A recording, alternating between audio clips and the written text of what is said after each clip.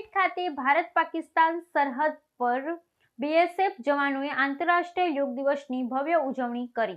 નડાબેટ ખાતે ભારત પાકિસ્તાન સરહદ પર બીએસએફના જવાનોએ આંતરરાષ્ટ્રીય યોગ દિવસની ભવ્ય ઉજવણી કરી।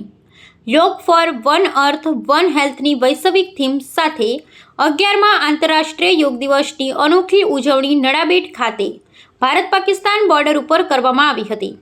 બોર્ડર સિક્યુરિટી ફોર્સના બહાદુર જવાનોએ સીમા પર યોગ કરી સમગ્ર વિશ્વને શાંતિ, સ્વાસ્થ્ય અને આત્મવિશ્વાસનો સંદેશ આપ્યો હતો।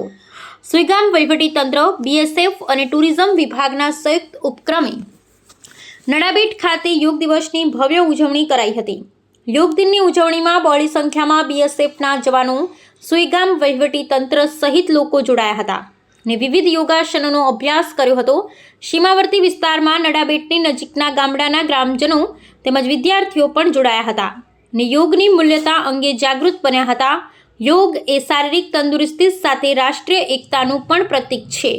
યોગ દિવસ નિમિત્તે સુઈગામ પ્રાંત અધિકારી શ્રી અરવિંદ કુમાર પ્રજાપતિ, બીએસએફના અધિકારીશ્રીઓ, નાયબ મામલતદાર શ્રી પ્રવીણદાન ગઢવી સહિત બહોળી સંખ્યામાં જવાનો, ગ્રામજનો અને વિદ્યાર્થીઓ ઉપસ્થિત રહીને યોગ કર્યા હતા। 21મી જૂન એટલે યોગા દિવસ। આજે સમગ્ર વિશ્વે યોગા દિવસ તરીકે જાહેરાત કરી છે। એ નિમિત્તે આજે બનાસકાંઠાના તમામ લોકોએ, વહીવટી અધિકારીશ્રીઓએ, પદાધિકારીશ્રીઓએ અને બનાસકાંઠાની જનતાએ સમગ્ર ભેગા થઈને આજે યોગા દિવસ તરીકે ઉજવ્યો છે। દરેકને પહેલાં તો હું શુભકામનાઓ પાઠવું છું। જે લોકોએ યોગા દિવસની આજે પર્થ શરૂ કર્યો છે એમને ખૂબ અભિનંદન આપું છું અને એમના માધ્યમથી, આપ સૌના માધ્યમથી એવું કહું છું કે આ સમગ્ર લોકોને ઠેઠ સુધી આ મેસેજ પહોંચે એવી મારી વિનંતી છે। આજે યોગા દિવસ એટલે ભારતની પ્રાચીન જે આપણી સંસ્કૃતિ છે, વર્ષોથી, હજારો વર્ષોથી લોકો કહી શકે એનો પતંગજી ગુરુજીએ જે શરૂઆત કરાવી હતી અને આદરણીય પ્રધાનમંત્રી નરેન્દ્રભાઈ મોદી સાહેબે સમગ્ર વિશ્વમાં 2015થી યોગા દિવસ માટેની જે થીમ્સ હતી આપણા ભારતની, એ લોકો સમક્ષ મૂકી, લોકો એને સ્વીકારી અને આજે યોગા દિવસ તરીકે ઉજવીને કરોડો લોકો જ્યારે પોતાનું સ્વાસ્થ્ય સારું રહે એ પ્રકારની વ્યવસ્થા થઈ છે।